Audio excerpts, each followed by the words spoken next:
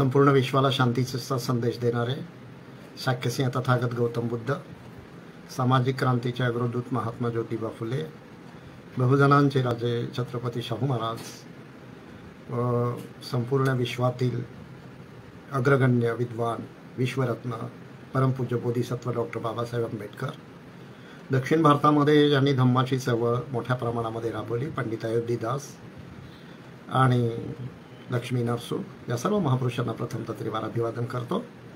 आणि आजचा जो विषय आहे या विषयाच्या संदर्भामध्ये बहुजन संकट फेसबुक या माध्यमातून वर्षावासाच्या निमित्तानं ही एक मालिका सुरू करण्यात आलेली आहे। त्यामध्ये प्रामुख्याने राहुलजी खांडेकर आणि त्यांचे सर्व सहकारी या सर्वांचं मी मनपूर्वक आभार मानतो, धन्यवाद देतो, स्वागत करतो। आजचा जो विषय आहे हा विषय म्हणजे बुद्ध तत्वांची मानवी जीवनातील उपयोगिता।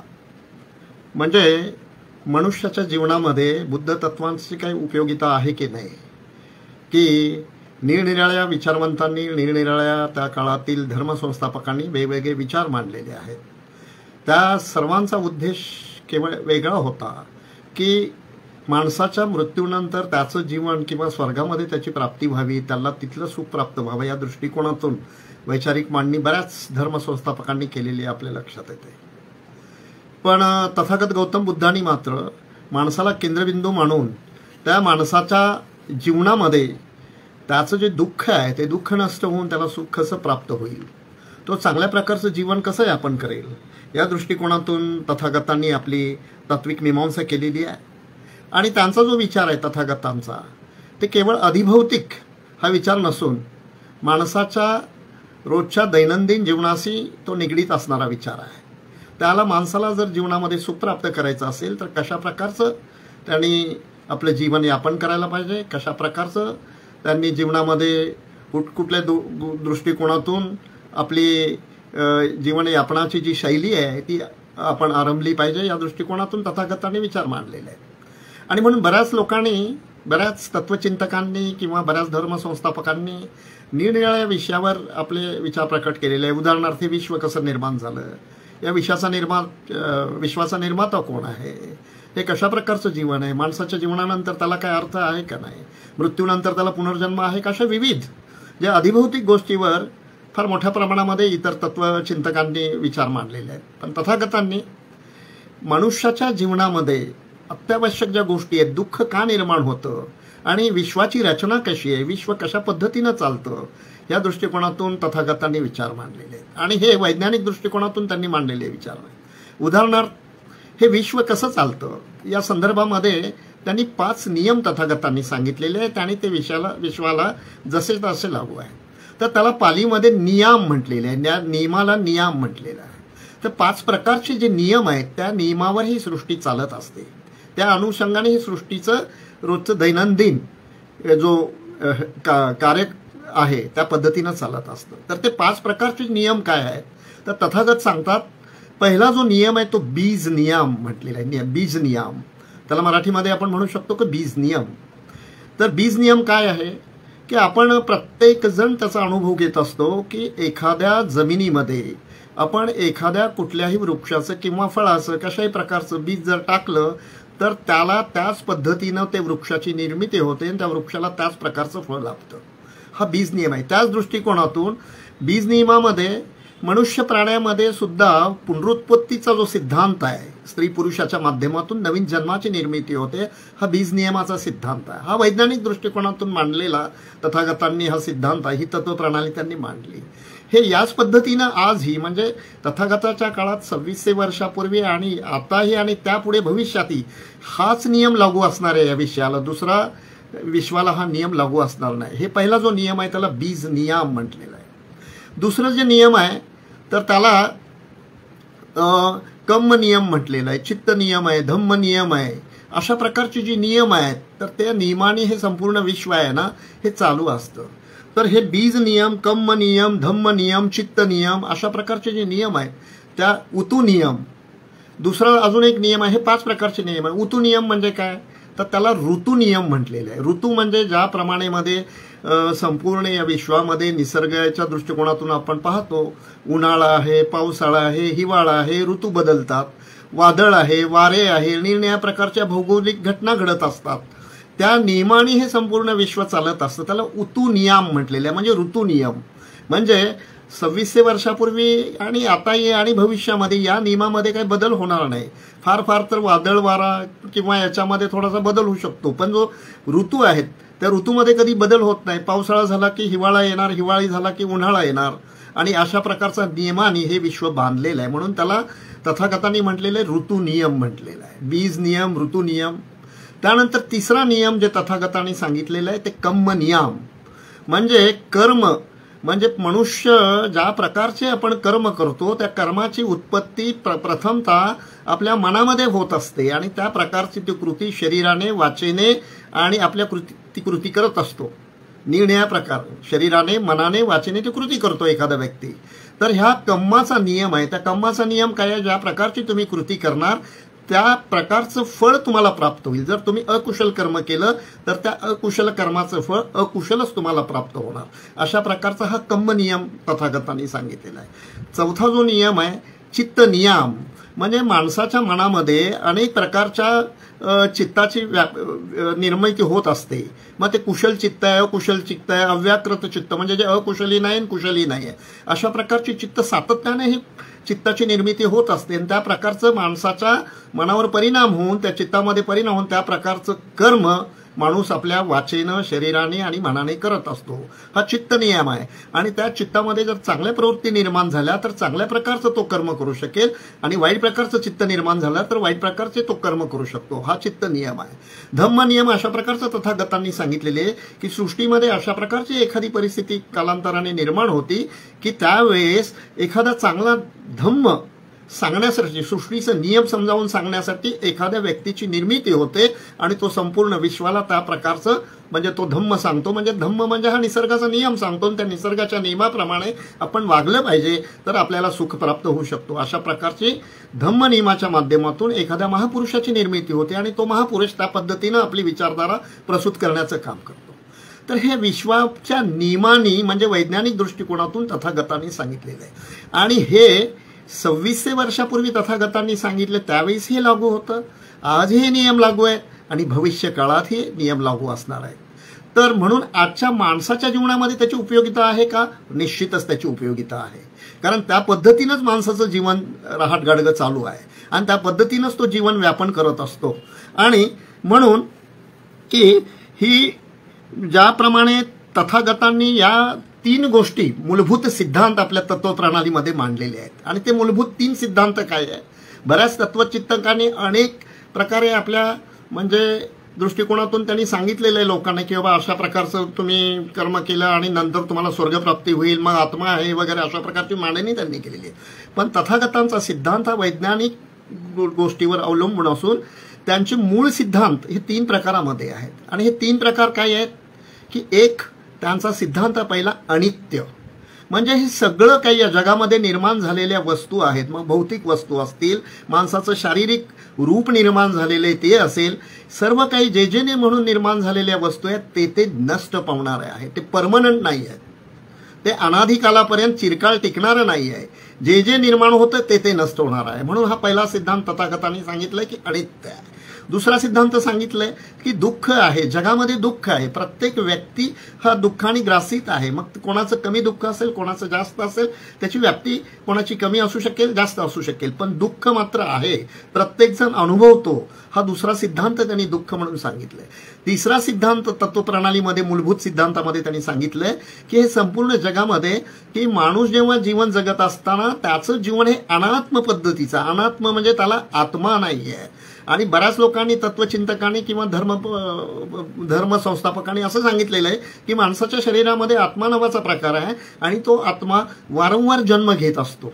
त्याला वारंवार जन्म घेण्याची त्याच्यामध्ये एक हे आहे, ज्या प्रकारचं तो कर्म करेल त्या पद्धतीनं तो जन्म घेतो, अशा प्रकारची मांडणी केलेली आहे. पण तथागतांनी सांगितलंय की मुळात आत्मा नावाची गोष्ट नाहीये, म्हणून त्यांनी तो अनात्म सिद्धांत आहे. आणि म्हणून धम्मपदामध्ये तथागतांनी सांगितलंय की फार चांगल्या पद्धतीनं ह्या 3 गोष्टीवर आपण आपली विचारधारा जर अवलंबून ठेवून त्या पद्धतीचं जीवन आपण केलं तर आपल्याला सुख प्राप्त होऊ शकतं. म्हणून धम्मपदामध्ये तथागतांनी सांगितलं की सभ्ये संखारा अनिच्छाती यदा पय्याय पස්සती अथ निंबिंदती दुःखे एस मग्गो विसुद्धिया.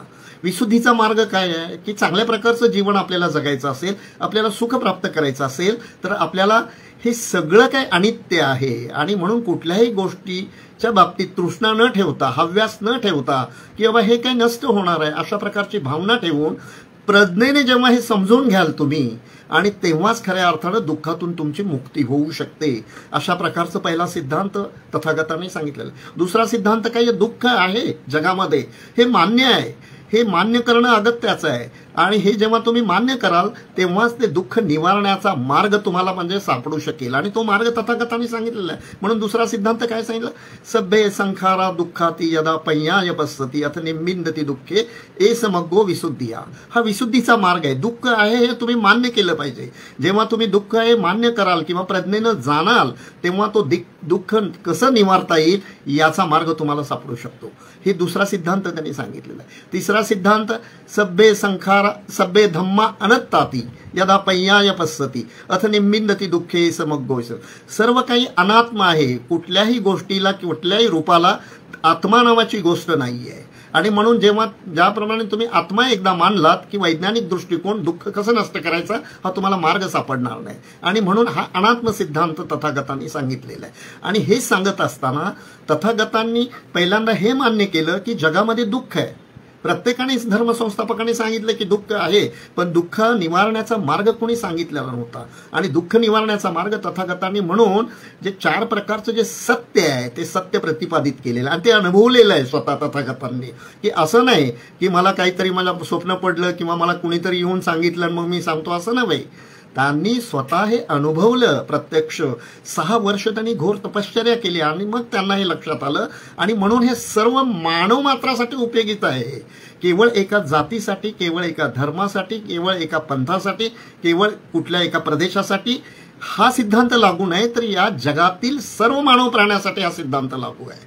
सर्व प्राणी दुःख भोगतात, सर्व प्राण्याच्या दुःखाला कारण आहे आणि सर्व मानवांनी त्या दुःखाचं निवारण करण्यासाठी तो मार्ग आहे. तो मार्ग तथागतांनीच आहे. म्हणून याला युनिव्हर्सल ट्रूथ असं म्हटलेलं आहे. हा जगातील सर्व माणसांसाठी हा नियम लागू आहे. तर काय सांगितलं पहिल्यांदा तथागतांनी, जगामध्ये दुःख आहे आणि त्या दुःखाला कारण आहे आणि म्हणून त्यांनी सांगितलं हे कारण काय आहे, त्या दुःखाचं कारण नष्ट केलं की आपण मग ते दुःख निवारण करू शकतो. आणि दुःख निवारण करण्याचा मार्ग म्हणजे अष्टांगिक मार्ग म्हटलेला आहे. 8 प्रकारचा मार्ग आहे. त्या 8 प्रकारच्या मार्गाने जर आपण जीवनयापन केलं तर आपल्याला सुख आपल्याला प्राप्त होऊ शकतो. दुःखाचा लवलेश तिथे राहणार नाही. अशा प्रकारची हा सिद्धांत जो आहे हा सिद्धांत सर्व मानव मात्रांसाठी लागू आहे.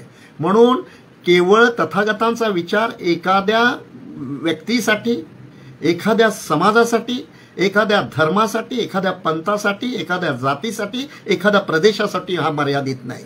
आणि म्हणून हा जो तात्विक सिद्धांत आहे या तात्विक सिद्धांताची उपयोगिता आज ही संपूर्ण मानवजातीच्या जीवनामध्ये नितांत आवश्यकता आहे. ते आपण जोपर्यंत समजून घेणार नाही तोपर्यंत आपल्याला खऱ्या अर्थानं हे तत्व आपल्याला उमजणार नाहीत आणि उमजले नसेल तर मग आपण खऱ्या अर्थानं सुख प्राप्त नाही करू शकत. आणि मग हे कर्म कशा प्रकारचं करायला पाहिजे. सर्व तत्वचिंतकांनी सांगितलं की लोकांनी चांगलं वागलं पाहिजे, इतरांशी जेव्हा आपण प्रेमाने वागलं पाहिजे, इतरांशी आपण म्हणजे आचार विचार जेव्हा आपण हे करतो इतरांशी सदाचाराने वागलं पाहिजे, हे सर्वजण सांगतात. पण त्यात प्रामुख्याने तथागतांनी सांगितलेले 5 ज्या गोष्टी आहेत त्या 5 गोष्टी आपण प्रत्येक मानव प्राण्यांनी त्याचा अंगीकार करणं अत्यंत आवश्यक आहे. ह्या जर 5 गोष्टींचा जर तुम्ही अंगीकार केला तर तुम्हाला प्राथमिकरित्या तुम्ही जसजसे पुढे जाल त्याचं पालन कराल तसतसं तुमच्या जीवनातील दुःख कमी होण्याला त्याला मदत मिळू शकते. आणि ही 5 तत्व प्रत्येक माणसाच्या जीवनामध्ये अत्यंत आवश्यक आहेत. सर्व धर्मसंस्थापकांनी सांगितलेलं बंधुभावाने वागा, सर्व धर्म संस्थापकांनी सांगितलेलं आहे की बाबा तुम्ही इतरांशी वैर नका ठेवू. सर्व लोकांनी सांगितलेलं आहे की तुम्ही अशा प्रकारचं म्हणजे वाईट कृत्य करू नका. सर्व लोकांनी सांगितलंय. पण तथागतांनी हे अंमलात आणण्यासाठी ही 5 तत्व अगत्याची सांगितलेली आहे. आणि म्हणून बौद्ध धर्मामध्ये त्याला फार अग्रस्थान आहे. आणि म्हणून ते अभिसंधान सूक्त जे अंगुत्तर निकायचं, ते अभिसंधान सूक्तामध्ये तथागतांनी असं म्हटलेलं आहे की पंचनानी भिक्कवे दानानी महादानानी, म्हणजे हे 5 प्रकारची जी तत्व आहेत आचरणाची, ती तत्व जे अंगीकारतात, त्याचं पालन करतात, ते खऱ्या अर्थाने ते मोठं महादान देतात. जसं म्हणजे सर्व आपल्याला सांगतात की म्हणजे बौद्ध धर्मातले जे गुरु आहेत किंवा बौद्ध धर्मातले जे आचार्य आहेत किंवा बौद्ध धर्मातले जे भिक्खू आहेत, ते नेहमी सांगतात की बाबा सगळ्यात दान महाश्रेष्ठ दान कुठलं आहे? धम्मदान. सब्बदानं धम्मदानं जिनाती, अशा प्रकार. पण त्याच्याही पेक्षा श्रेष्ठ दान तथागतांनी सांगितलेलं आहे की पंचशिलेचं पालन करणं. सील म्हटलेलं आहे त्याला. हे 5 प्रकारचे सील आहे. हे सर्व मानव प्राण्यांसाठी तेवढेच महत्वाचे आहेत. केवळ बौद्ध धर्मीय लोकांसाठी नाही, केवळ एखाद्या पंथासाठी म्हणून नाही. हे युनिव्हर्सल ट्रूथ आहे. हे सगळ्यांसाठी ही आवश्यक बाब आहे. काय आहे? पहिलं तत्व आहे काय? कुठल्याही प्राण्यांची हिंसा करता कामा नये. म्हणजे जो प्राणी आहे, म्हणजे जो सजीव प्राणी आहे, ज्याला जीव आहे, जो श्वासोश्वास करतो, असा प्रत्येक प्राण्याला सुद्धा स्वतःचा जीव आहे, प्रिय आहे. जसं आपल्याला आपला जीव प्रिय आहे, तसाच प्रत्येक प्राण्याला, प्रत्येक मनुष्याला आपला जीव प्रिय असतो. त्याची हिंसा करता कामा नाही, त्याला मारता कामा नाही, त्याचं वध करता कामा नाही, त्याच्यापासून अलिप्त राहणं अत्यंत आवश्यक आहे. ज्याला आपण मारतो त्याला जेवढ्या वेदना होतात तेवढ्याच वेदना आपल्यालाही होऊ शकतात. या भावनेनं जेव्हा आपण विचार करतो तेव्हा त्याच्यापासून, अशा प्रकारचं कृत्य करण्यापासून आपण अलिप्त राहतो. हे युनिव्हर्सल ट्रूथ आहे. हे जगामधील सर्व माणसांसाठी हे उपयोगाचं आहे. जर तुम्ही एखाद्याचं वध केला, एखाद्याला मारला, त्याची हिंसा केली, तर त्याला हिंसा करत असताना जेवढ्या वेदना होतात तेवढ्याच वेदना आपल्याला जर कोणी मारलं तर आपल्याला होऊ शकतात. ही भावना आपण त्याच्यामध्ये ठेवली पाहिजे. आणि हा निसर्गाचा नियम आहे. आणि म्हणून या निसर्गाच्या नियमाप्रमाणे त्याच्यापासून आपण अलिप्त राहणं अत्यंत आवश्यक आहे. हे पहिलं सील तथागतांनी सांगितलेलं आहे. दुसरं सील काय? की आपण एखाद्या व्यक्तीची चोरी करता कामा नये. म्हणजे एखाद्या व्यक्तीच्या ताब्यात असणारी गोष्ट ती जेव्हा तुम्ही हिसकावून घेता, त्याला न सांगता, त्याची परवानगी न घेता, हे अशा प्रकारचं जेव्हा कृत्य करतात त्याला ते चौर्य कर्म केलं असं समजलं जातं. आणि हे चौर्य कर्म केलं ज्यावेळेस एखाद्या माणसाची वस्तू, प्रिय वस्तू त्याच्यापासून दुरावली गेली, म्हणजे ती कुणीतरी घेतली, जेवढं दुःख त्याला मानसिक वेदना होतात तेवढंच दुःख जर आपल्या वस्तू जर कोणी घेतली तर आपल्यालाही दुःख होऊ शकतं ना. म्हणून हे जे कृत्य आहे हे कृत्य चुकीचं आहे. हे करता कामा नये. हे सर्व मानव प्राण्यांच्या बाबतीमध्ये आहे की केवळ एका जातीपुरतं, एका पंथापुरतं, एका प्रदेशापुरतं मर्यादित नाही. या जगातील सर्व मनुष्य प्राण्यांसाठी हा महत्वाचा सिद्धांत आहे. याच्यापासून अलिप्त राहिलं पाहिजे. हा प्रमुख दुसरा सिद्धांत आहे. तिसरं जे कामेसुमिच्छाचारा वेरमणी सिक्खापदं समाधी आम्ही जे तथागतांनी सांगितले, काम वासना, माणसाची जी भौतिक इच्छा असते, जी काम वासना, ती योग्य रीतीने जर काम वासनेला जर आपण मर्यादित ठेवून जर त्याचं हे केलं, पालन केलं, तर इतरांना त्याचा उपद्रव होत नाही. इतरांना उपद्रव देऊन अशा प्रकारची आपली कामवासनेची भूक शमवण्याचा जर प्रयत्न केला तर इतरांनाही त्रास होतो ना, जो करणार आहे त्यालाही म्हणजे मानसिक त्रास होतो. तर याच्यापासून अलिप्त राहिलं पाहिजे. आपण पाहतो जगामध्ये अशा प्रकारची कृत्य करणाऱ्या लोकांवर फार मोठ्या प्रमाणामध्ये सरकारच्या माध्यमातून कारवाई केली जाते, दंड केला जातो, त्यांना म्हणजे सजा केली जाते. हे अमान्य आहे. म्हणजे हे सदाचारामध्ये बसत नाहीये. आणि म्हणून ही तत्वप्रणाली तथागतांनी सांगितलेली हे तिसरं सील आहे. हे त्याला सील म्हटलेलं आहे तथागतांनी. हे सील जेव्हा, हे 5 सील आपण जेव्हा पालन करतो, हे मोठं दान आहे, महादान आहे म्हटलेलं आहे. हे दान आपण कोणाला देतो? की ह्या संपूर्ण मनुष्य प्राण्याला महादान देतो. ज्या व्यक्तीच्या बाबतीत आपण हे कृत्य करत नाही त्याच्यावर उपकार किंवा त्याला हे दान दिल्यासारखं आहे. म्हणून त्याला तथागतांनी महादान म्हटलेलं आहे.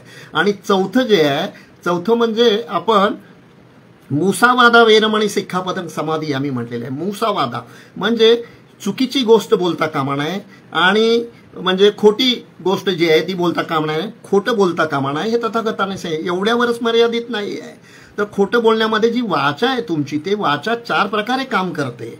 4 प्रकारे कुठले? की एक तर तुम्ही कोणाशी तर खोटं बोलता, एखाद्या व्यक्तीशी, कारण हा संपूर्ण मनुष्य प्राणी हा समाज जीवनामध्ये असलेला प्राणी आहे, सामाजिक प्राणी आहे तो. आणि सामाजिक जीवनामध्ये जेव्हा तो जगत असतो इतर अनेक व्यक्तींशी त्याचा संपर्क येत असतो. आणि मग अनेक व्यक्तींशी जेव्हा संपर्क येतो त्या व्यक्तीशी कशा प्रकारचं आपला आचार व्यवहार असला पाहिजे, त्याच्याशी आपले कशा प्रकारचं आपण त्याच्याशी वागलं पाहिजे, हे या दृष्टिकोनातून विचार करणं गरजेचं आहे. जर आपण चुकीचं त्या बाबतीत जर आपण एखाद्या व्यक्तीशी वागलो तर त्याला जेवढ्या दुःख किंवा वेदना निर्माण होतात तेवढंच स्वतःलाही आपल्याला दुःख किंवा वेदना होतात. याची जाणीव ठेवून अशा प्रकारचं आपण खोटं बोलण्यापासून आपण परावृत्त झालं पाहिजे. नुसतंच खोटं नाही तर एखाद्याबद्दल म्हणजे रागाने बोलणं, एखाद्याचा उपमर्द करणं, एखाद्याला वाईट बोलणं, अशा प्रकारचं जेव्हा आपण कृत्य करतो तेव्हा तो समोरचा व्यक्ती ज्याला बोललेला असतं त्याला मानसिक वेदना होतात, त्याला मानसिक दुःख प्राप्त होतं. तर त्याच्यापासून तशाच प्रकारचं एखाद्या व्यक्तीनं आपल्या बाबतीत वागलं तर आपल्याला जेवढ्या वेदना मानसिक होतात तशा प्रकारचंच त्याला होऊ शकतं. याची जाणीव ठेवून आपण त्याच्याशी चांगल्या पद्धतीनं म्हणजे वाचा जी आहे आपली ती शुद्ध वाचेनं आपण बोललं पाहिजे, रागात बोलता कामा नये. आणि तिसरी गोष्ट म्हणजे एखाद्याबद्दल चहाडी चुगली करणं एखाद्याच्या बाबतीत म्हणजे दुसऱ्यासमोर, असा जो व्यक्ती आहे तो एकतर म्हणजे त्याबद्दलची चुकीची धारणा हे करून इतरांच्या मध्ये गैरसमज पसरवण्याचं काम करतो आणि गैरसमजाच्या माध्यमातून मग अनेक वितंडवाद निर्माण होतात आणि अनेक वितंडवादातून संघर्षाला प्रारंभ होतो. म्हणून यापासूनही अलिप्त झालं पाहिजे. आणि नुसती निष्फळ बडबड की ज्या बडबडीतून काही निर्माण होत नाही अशा प्रकारची निष्फळ बडबड सुद्धा करता कामा नये की ज्याच्यामधून एखाद्या व्यक्तीला सुख प्राप्त होईल, एखाद्या व्यक्तीचं जीवना सुधारण्यासाठी मदत होईल, असं न करता बाष्पळ बडबड जर करू लागलो तर त्याचा काही फायदा होणार नाही. आणि म्हणून हे चौथं सील आपण प्रत्येक मानव प्राण्याने पालन करणं अत्यंत आवश्यक आहे असं सांगितलंय. पाचवं जे सील आहे त्या पाचव्या सीलातून फार मोठ्या प्रकारामध्ये की माणसाच्या हातून चुकीच्या घटना, चुकीचे कामं होऊ शकतात, कर्म होऊ शकतात. तर ते काय, मद्यसेवन म्हणजे माणसाच्या मनाला झिंग आणणाऱ्या ज्या गोष्टी आहेत त्या गोष्टीपासून परावृत्त, म्हणजे दारू आहे, कच्ची दारू आहे, मद्य आहे, सिगारेट आहे, अशा निर्णय प्रकारच्या गोष्टी आहेत, चरस आहे, गांजा आहे, अफू आहे. एवढंच नव्हे, एवढ्यावरच अवलंबून नाही तर जिथे तुम्हाला अशा प्रकारची मानसिक तुमची चुकीची भावना निर्माण होईल अशा प्रकारचे सट्टा, बाजार वगैरे जे काय की तिथे जाणे, तिथं म्हणजे जुगार खेळणे, अशा सर्व गोष्टीपासून तुम्हाला अलिप्त राहणं अत्यंत. कारण या सर्व गोष्टीतून ज्या व्यक्तीशी आपण अशा प्रकारचं काम करत असतो तर त्या व्यक्तीच्या बाबतीत आपण चुकीचे कर्म करू शकतो आणि हे कर्म होता कामा नये. म्हणून अशा प्रकारच्या गोष्टीपासून आपण अलिप्त राहिलं पाहिजे, ते स्वीकारता कामा नये अशा प्रकारचं तथागताने सांगितलं. एवढंच नाही तर प्रत्येक माणूस जीवन यापन करताना 5 प्रकारचे त्यांनी म्हणजे आपले जे जीवनासाठी आवश्यक असणाऱ्या गोष्टी आहेत त्याचा आपण आपल्या जीवनाच्या उदरभरणासाठी या 5 गोष्टी निषिद्ध समजून बाकीच्या गोष्टीचा दृष्टिकोनातून आपण आपलं उत्पन्न मिळवावं आणि त्याचा आपण कुटुंबाचं उदरभरण पोषण करावं अशा प्रकारचं तथागतांचं सांगितलं. ह्या 5 गोष्टी काय आहेत, ह्या 5 गोष्टी फार महत्त्वाच्या आहेत. म्हणजे मांसाचा व्यापार, मांस जे आहे, प्राण्यांचं मांस जे आहे, प्राण्यांचं मांस म्हणजे त्या प्राण्याची हत्या केली जाते, ते हत्या करून ते मांस विक्री केलं जातं आणि अशा प्रकारचं त्याच्यामध्ये आपण अकुशल कर्म करतो. म्हणून जे स्वतःला या तथागताच्या विचारधारेचे अनुयायी म्हणून समजतात या अशा गोष्टीपासून, अशा व्यवहारापासून अलिप्त राहिले पाहिजे. असा उद्यम करता कामा नये. कुठलं, मांसाचा व्यापार करता, प्राण्यांचा व्यापार करता कामा नये. म्हणजे जे प्राणी आहेत ते प्राण्याची विक्री मोठ्या प्रमाणामध्ये केली जाते असा व्यापार करणं म्हणजे तुम्ही अप्रत्यक्षरित्या त्या प्राण्याच्या हिंसेला तुम्ही समर्थन देत असता. कारण जो विकत घेतो तो विकत घेण्यासाठी तो पालन करणारा असतो की तो मारणारा असतो तर हे आपल्याला माहीत नसतं. आणि म्हणून मोठ्या प्रमाणामध्ये अशी हिंसा केली जाते, त्याच्यापासून अलिप्त राहण्यासाठी प्राण्याचा व्यापार करता कामा नये. हे दुसरा जो व्यवसायाचा जो आहे त्याच्यापासून अलिप्त राहिलं पाहिजे. तिसरा जो व्यापार आहे शस्त्राचा व्यापार. म्हणजे जी शस्त्र आहेत, ज्या शस्त्राच्या माध्यमातून माणसाचा संहार, प्राण्याचा संहार केला जातो, त्यांच्या जीवनाला ते घातक होऊ शकतात, असे जे शस्त्र आहेत या शस्त्राचा व्यापार करण्यापासून आपण अलिप्त राहिलं पाहिजे. तो आपण व्यापार करता कामा नये. आपल्या उदरभरण पोषणासाठी, कुटुंबाच्या चांगल्या याच्यासाठी, यापनासाठी, जीवन यापनासाठी आपण हे व्यापार करता कामा नये. शस्त्राचा व्यापार, प्राण्याचा व्यापार, मांसाचा व्यापार, शस्त्राचा व्यापार, विषाचा व्यापार. विष जे आहे हे विष काय आहे की एखाद्या माणसाचं, प्राण्याचं जीव घेण्याचं एक साधन आहे किंवा वनस्पती आहे ते विष, आणि त्या माध्यमातून एखाद्या व्यक्तीचा जीव आपण घेऊ शकतो. म्हणून ते विष विक्री जर आपण केली आणि कुणी घेतलं आणि त्याचा जर चुकीचा वापर केला आणि एखाद्याच्या मृत्यूसाठी कारणीभूत झाला, तर जो व्यक्ती देतो विष, जो तेवढा जो कारणीभूत आहे तेवढाच विक्री करणारा व्यक्ती सुद्धा कारणीभूत आहे, म्हणून त्याचा व्यापार सुद्धा आपण करता कामा नये. तर अशा प्रकारचे 5 प्रकारचे जे व्यापार आहेत, या 5 प्रकारच्या व्यापारापासून आपण अलिप्त राहिलं पाहिजे. आणि आपण त्या व्यतिरिक्त दुसरे व्यापार आहेत ते दुसरे व्यापार, मग याच्यामध्ये आपण म्हणजे ब्रायबरी घेणं किंवा याच्यामध्ये आपण एखाद्याचं म्हणजे मोठ्या प्रमाणामध्ये बाबा त्याच्याकडून लाच घेणं, अशा प्रकारचं एखादं काम करायचं असेल त्या व्यक्तीचं आणि मग ती लाच घेऊन आपण ते काम करण्यासाठी आपण त्याला हे करतो, तर त्याला परावृत्त करणाऱ्या गोष्टी आणि लाच घेणे हे सुद्धा निषिद्ध समजलेलं आहे. हे संपूर्ण हे सदाचाराचे नियम आहेत. हे जगातल्या अमेरिकेत राहणारा व्यक्ती असेल किंवा भारतात राहणारा व्यक्ती असेल, हे अशा प्रकारच्या नियमाचं जो पालन करत असेल तर त्या पालन करण्यामधून सुखच निर्माण होऊ शकतं, त्या माणसाला दुःख निर्माण होणार नाही. आणि म्हणून या गोष्टी तथागतांनी 2600 वर्षापूर्वी सांगितल्यात. केवळ एखाद्या प्रदेशापुरतं मर्यादित नसून या जगातील सर्व मानव प्राण्यांसाठी हे उपयोगाच्या गोष्टी आहेत. आणि म्हणून कर्म जेव्हा आपण करतो की तथागतांनी सांगितलेलं आहे, कर्म नियमामध्ये काय सांगितलंय की आपण एखादं कर्म करतो, वाईट कर्म करतो, तर त्या वाईट कर्माचं फळ सुद्धा आपल्याला वाईटच होतं. तर 4 प्रकारचे कर्माचे फळ निर्माण होत असतात. तर 4 प्रकारच्या कर्माचे फळ म्हणजे दिट्ट धम्म वेदनीय कर्म अशा प्रकारचं पालीमध्ये त्याला म्हटले. दिट्ट धम्म वेदनीय कर्म, एखादं चांगलं कर्म केलं तर त्याचं तात्काळ फळ तुम्हाला, वाईट कर्म केलं तर त्याचा तात्काळ वाईट परिणाम तुम्हाला भोगावं लागतं. हे दिट्ट धम्म वेदनीय कर्म अशा प्रकारचं तथागतांनी सांगितलेलं आहे. उपपज्य वेदनीय कर्म म्हणजे त्या कर्माचा फळ काही कालांतराने, म्हणजे आज तुम्ही कर्म केलं, वाईट कर्म केलं तर त्याचं फळ तुम्हाला काही अवधीनंतर, 1 आठवड्यानंतर, 2 आठवड्यानंतर, 1 महिन्यानंतर किंवा 2 महिन्यानंतर ते फळ मिळणार म्हणजे मिळणारच. जसं कर्म कराल त्या प्रकारचं तुम्हाला फळ मिळेल. तर अशा प्रकारचं उपपज्य वेदनीय कर्म अशा प्रकारचं तथागतांनी सांगितलंय. तिसरं कर्म जे सांगितलेलं आहे ते तिसरं कर्म जे आहे ते तिसऱ्या कर्माचा त्याला कालावधीचं बंधन नाही. चांगलं कर्म करेल तर त्याचं कदाचित तुम्हाला 1 वर्षानंतर नव्हे 10 वर्षानंतर पण ते फळ मिळणार म्हणजे मिळणार. हा सृष्टीचा नियम आहे. या सृष्टीच्या नियमाची पुनरावृत्ती तथागतांनी सांगितलेली आहे लोकांसमोर आणि या प्रकारे तुम्ही वागा, याच्यापासून तुम्ही अलिप्त राहा चुकीच्या कर्मापासून. आणि चौथं जे कर्म आहे अहोसी कर्म, जे अहोसी कर्म जे आहे ते अहोसी कर्म म्हणजे काय, त्या कर्माचा कदाचित आता आपल्याला तो प्रादुर्भाव होणार नाही किंवा आता लगेच फळ नाही मिळणार, पण कधी नंतर त्याचा कालावधी म्हणजे बाबा तुम्ही मृत्यूच्या क्षणाला सुद्धा त्याचं ते फळ मिळू शकतं. तर अशा प्रकारचे 4 प्रकारचे कर्म आहेत. तर हे 4 प्रकारच्या कर्मापासून आपण म्हणजे हे कर्म करताना आपण विचार केला पाहिजे, आपण चुकीचं कर्म करतो का. तर हा सदाचाराचा जो विचार आहे तो सदाचाराचा विचार ह्या मानव प्राण्यामध्ये प्रसूत करण्याचं काम बुद्धांनी केलेलं आहे. ही त्यांची तत्वप्रणाली आहे, ही खरी त्यांची तत्वप्रणाली. माणूस केंद्रीभूत समजून की मनुष्य प्राणी आहे आणि मनुष्य प्राण्याला जीवन जगत असताना या दुःखाच्या पासून मुक्ती मिळवायचं असेल तर त्यांनी कशा प्रकारचं जीवन जगलं पाहिजे, अशा प्रकारची जी धारणा, ती धारणा समजावून सांगण्याचं काम तथागतांनी केलेलं आहे. आणि म्हणून त्याचं या जीवनामध्ये फार त्याची उपयोगिता आहे. आज सुद्धा उपयोगिता आहे, 2600 वर्षापूर्वी होती, भविष्यातही असणार आहे.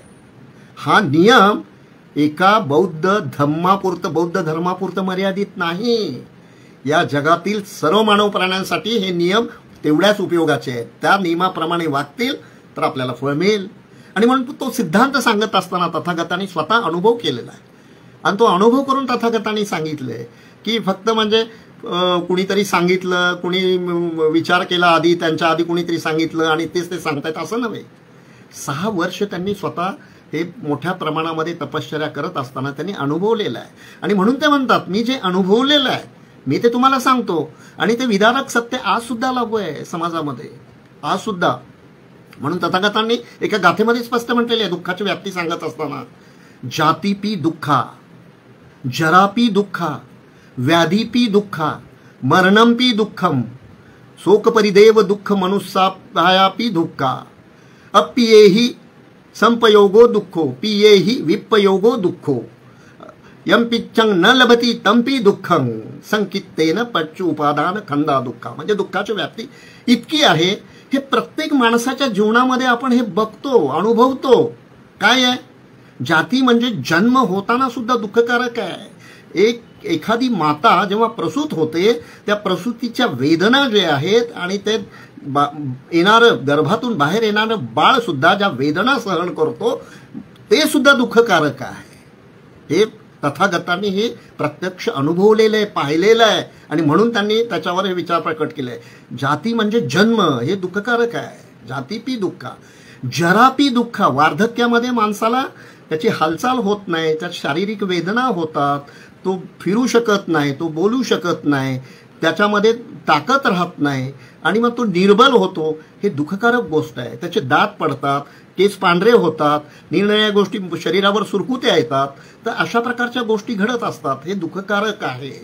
आणि म्हणून व्याधी, एखादा रोग उत्पन्न झाला एखाद्या मनुष्याला तर ते रोग सुद्धा दुःखकारक आहे। जोपर्यंत रोगाचं निवारण होत नाही तोपर्यंत त्याला अनेक वेदना सहन कराव्या लागतात, हे सुद्धा दुःखकारक आहे। आणि त्याशिवाय इच्छित गोष्ट प्राप्त नाही झाली, आपल्या मनासारखं नाही झालं तर ते सुद्धा दुःखकारक आहे। एखाद्या व्यक्तीला मनुष्य, एखादा नावडीत न आवडणारा मनुष्य जर आपल्याला भेटला तर तेही दुःखकारक होतं। त्याशिवाय जो आपल्याला प्रिय असणारा, खूपच आवडणारा व्यक्ती जर आपल्या संपर्कातून दूर गेला तर ते सुद्धा दुःखकारक आहे।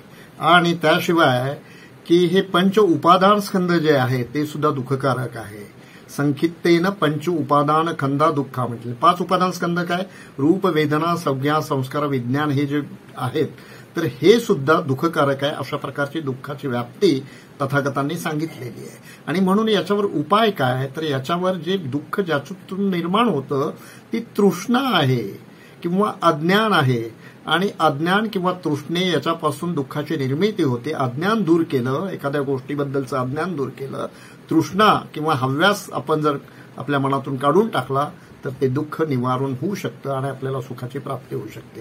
तर अशा प्रकारे हे दुःखाच्या संदर्भामध्ये हे सर्व जगातील सर्व मानव प्राण्यांसाठी हा लागू असणारा नियम आहे, हा सिद्धांत तथागतांनी, आणि याची उपयोगिता आज सुद्धा आहे। ते जाणून घेणं प्रत्येक माणसांनी आणि त्या प्रकारचं सदाचाराचं जीवन जगलं पाहिजे। त्याशिवाय त्यांनी शीलाचं पालन केलं पाहिजे, अशा प्रकारचं तथागतांनी सांगितलेलं आहे। आणि म्हणून एक छोटंसं उदाहरण या बाबतीत मी तुम्हाला सांगतो की बोधिधम्म नावाचे भिक्खू जेव्हा चीनमध्ये गेले आणि चीनचा राजाने तेव्हा कळालं त्यांना की बाबा बोधिधम्म नावाचे विद्वान भिक्खू आलेले आहेत, तर तेव्हा ते चीनचा राजा त्यांना भेटायला गेला आणि त्यांना विचारलं की मला तथागतांचा सिद्धांत किंवा धम्म मला समजावून सांगा। तर त्या बोधिधम्मांनी त्यांना एका ह्याच्यामध्ये म्हणजे गाथेद्वारे त्यांना धम्म समजावून सांगितला। सब्ब पापस्य करणम कुशलस्य उपसंपदा सचित्त परियोदपणं एतं बुद्धान शासनं, हा एका वाक्यामध्ये धम्म समजावून सांगितला। तर त्यावेळेस त्या राजाने विचारलं की म्हणते एवढंच का? तर ते म्हणाले हो एवढंच, कारण हे जरी आपल्याला 2 वाक्यामध्ये सांगितलं असेल, सर्व पापांपासून अलिप्त राहून सब्ब पापस्य कर्म कुशलस्य, कुशल कर्मामध्ये आपण लीन झालं पाहिजे, कुशल कर्म केलं पाहिजे, तर आपल्याला सुखाची प्राप्ती होऊ शकते। तर हे साधी गोष्ट जरी असली तर त्याचं पालन करणं फार अवघड आहे आणि म्हणून हा धम्म हाच महत्वाचा आहे। हे आपण पालन करणं फार अवघड आहे। 7 वर्षाचा राजा म्हणतोय की हेच तर काय सामान्य व्यक्तीला कळू शकेल, 7 वर्षाच्या मुलालाही कळेल, पण बोधिधम्म म्हणतात हे 7 वर्षाच्या मुलाला जेवढं कळेल पण पालन करण्याला 70 वर्षाच्या व्यक्तीला सुद्धा पालन करणं ते अवघड आहे। आणि म्हणून हे अकुशल कर्मापासून अलिप्त राहून कुशल कर्म आपण केलं पाहिजे, सदाचाराचं जीवन आपण जगलं पाहिजे, इतरांशी चांगला व्यवहार केला पाहिजे, अशा पद्धतीनं तथागतांनी सांगितलेलं आहे। आणि हा वैज्ञानिक सिद्धांत सांगत असताना तथागत पुढे म्हणतात, कालाम सुत्तामध्ये सांगतात की मनुष्याने काय केलं पाहिजे की बाबा एखाद्यानं म्हणजे शास्त्रामध्ये लिहून ठेवले म्हणून एखाद्या गोष्टीवर विश्वास ठेवला नाही पाहिजे, कुणीतरी सांगितलं म्हणून त्याच्यावर तर्कसंगत आहे ती गोष्ट म्हणून विश्वास ठेवला नाही पाहिजे। आणि या पद्धतीनं तुम्ही कुठल्याही गोष्टीवर विश्वास न ठेवता एखाद्याने म्हणजे एखाद्या गुरुनी सांगितलेलं आहे त्याच्यावरही विश्वास करता कामा नये, किंवा तर्कसंगत आहे किंवा एखाद्या म्हणजे चांगली मांडणी केलेली आहे म्हणून किंवा चांगल्या धर्मग्रंथामध्ये हे केलेलं आहे, सांगणारा व्यक्ती आकर्षक आहे, या कुठल्याही गोष्टीवर आपण विश्वास न ठेवता आपण स्वतः अनुभव घेतला पाहिजे त्या गोष्टीचा, आणि तो अनुभव घेताना ती योग्य आहे की अयोग्य आहे याची खातरजमा केली पाहिजे, आणि खातरजमा करून मग ते तुम्ही ते स्वीकारलं पाहिजे। अशा प्रकारचं कालाम सुत्तामध्ये तथागतांनी त्या केसुमती लोकातील लोकांना, कालामांना समजावून सांगितलं। तर हा जो सिद्धांत आहे, ही तत्वप्रणाली जी आहे, ही तत्वप्रणाली या जगातील सर्व मानव प्राण्यांसाठी ती आवश्यक आहे। त्यांनी ते धारण केले पाहिजे, ते त्याचा स्वीकार केला पाहिजे, त्याचं पालन केलं पाहिजे। आणि म्हणून या तत्वाची, तथागताच्या या तत्वाची त्या काळात जेवढी उपयोगिता होती, तर उलट तर मी म्हणेल आज त्याची उपयोगिता जास्त आहे. आजच्या या सुधारणेच्या युगामध्ये म्हणजे मोठमोठ्या प्रकारच्या सुधारणा झालेल्या आहेत आणि अनेक प्रकारचे प्रश्न निर्माण झालेले आहेत. भौतिक गोष्टींच्या जरी सुधारणा झाल्या असतील तर माणसांचे अनेक प्रश्न निर्माण झालेले आहेत. अनेक प्रश्नांचं निवारण करायचं असेल तर अशा पद्धतीचा हा तथागताचा जी तत्वप्रणाली सांगितलेला आहे, जो सिद्धांत सांगितलेला आहे, त्या सिद्धांताचं आपल्या जीवनामध्ये यथोचित पालन करणं अत्यंत आवश्यक आहे. आणि ते पालन करून त्या पद्धतीचं जीवन जर आपण केलं तर आपल्याला सुखाची प्राप्ती मोठ्या प्रमाणामध्ये होऊ शकतो. दुःखातून आपण दुःखाचं निवारण करून आपण मोठ्या प्रमाणामध्ये सुख या आपल्या जीवनामध्ये प्राप्त करू शकतो. आणि अंतिम ध्येय काय आहे मनुष्याचं, तर सुखी जीवन प्राप्त करणं, सुख प्राप्त करणं हे अंतिम ध्येय आहे प्रत्येक व्यक्तीचं. आणि म्हणून हे अंतिम ध्येय प्राप्त करण्यासाठी सदाचाराचं जीवन जगलं पाहिजे. लोकांशी चांगल्या प्रकारचं वर्तन केलं पाहिजे.